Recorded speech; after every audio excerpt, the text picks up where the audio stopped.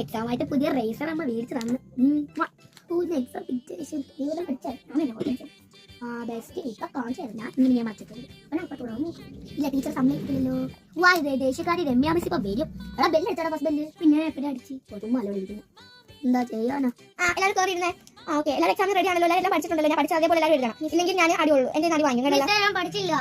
പഠിക്കാത്തവർക്ക് എല്ലാവർക്കും കിട്ടും. കോപ്പി അടിക്കാൻ നോക്കി എല്ലാവരും റൂമിൽ നിന്ന് ഔട്ട് ആക്കും. ഓക്കെ അപ്പം എല്ലാവരും നേരെ ഇരുന്നേ. ഓക്കെ വാ രമ്യ മിസ്സിന്റെ നാടി കൊള്ളേണ്ട വലിയ ആവശ്യം ഉണ്ടാകും. കോപ്പി അടിച്ചത് കോപ്പി അടിക്കാൻ നിൽക്കല്ലേ മാം. എന്റെ പെൻസിൽ തുറക്കാൻ പറ്റുന്നില്ല ma'am. Please open this.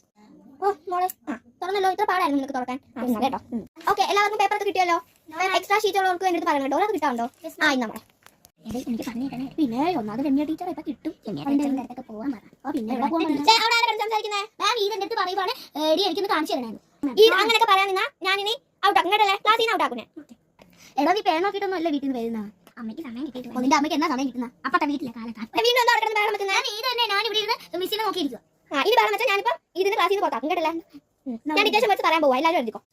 Okay first word jungle. എല്ലാവരും ജംഗിൾ എഴുതണേ. സെക്കൻഡ് വേർഡ് അങ്ങനെ എഴുതി പെട്ടെന്ന്. അങ്ങനെ ചോദിക്കാവോ? ഈ ക്ലാസ്സിൽ നിന്ന് പുറത്ത് പോ. സ്റ്റാൻഡ് പുറത്ത് പോ. എത്ര പറഞ്ഞേ പുറത്ത് നിന്നെ ഇപ്പൊ പുറത്താക്കുന്നില്ലായിരുന്നോ? അമ്മ ഇന്നലെ പഠിക്കുന്ന കണ്ടു മാം. അവൻ വെറുതെ ഇങ്ങനെ കോമഡിക്ക് പറയുന്നയാ. അല്ല ഇത് ഇവിടെ എഴുതിയാൽ മതി കേട്ടല്ലേ. ഇതിനി അവിടോട്ട് വരരുത്. ഞാൻ പറയുന്നത് കേൾക്കുമ്പോൾ അതെല്ലാം എഴുതണം. ഇല്ലെങ്കിൽ ഇതിന് സ്കൂളിൽ നിന്ന് പുറത്താക്കും കേട്ടല്ലേ. ഞാൻ പാവ മാം അവർക്ക് എല്ലാം അറിയാത്തോ അവിടെ ഇരിക്കുന്ന ഇവിടെ പിടിച്ചിരിക്കണേ. ഓക്കെ അവനെ ഇനി അങ്ങനെ പറയുന്നത് അവന്റെ അമ്മ എടുത്ത് പറയണം കേട്ടോ. നീ അവന്റെ ബെസ്റ്റ് ഫ്രണ്ട്. കോപ്പി അടിക്കാൻ സമയത്ത് ഞാൻ എന്റെ ബെസ്റ്റ് ഫ്രണ്ട് രേഷ്മയാണ്. പക്ഷേ ഇവന് എന്റെ വീട്ടിൽ അടുത്തായോണ്ട്. പിന്നെ ഞാൻ കാര്യം ചോദിക്കട്ടെ. ഇങ്ങനെയാണോ ക്ലാസ് ഇരിക്കുന്നത്? ഒരു എക്സാം ഹാളിൽ ഇങ്ങനെയാണോ ക്ലാസ് ഇരിക്കണ്ടേ?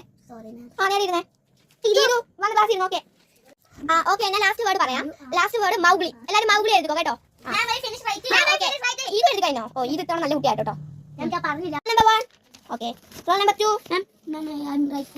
ഇതൊരു നെയിം എഴുതിയില്ലേ?